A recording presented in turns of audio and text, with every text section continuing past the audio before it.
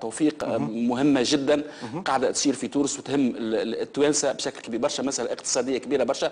اليوم كنت مع احد المستثمرين الغربيين، فما معناتها تهديد ضمني بانسحاب معناتها المستثمرين الموجودين في تونس.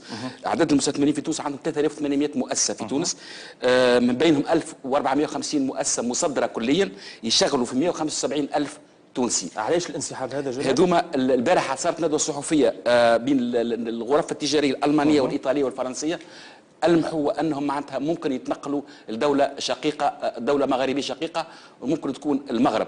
الأسباب عدة، بالأساس هو قانون المالية. اليوم السيدة وداد بوشماوي عرضت الموضوع هذايا على السيد رئيس المجلس الوطني التأسيسي، فما صعوبات معناتها باش تعرضوا لها. مسألة أخرى هي يقولوا أنه معناتها نسبة الإنتاجية خفت، الوضع الأمني زاد معناتها صعيب جدا.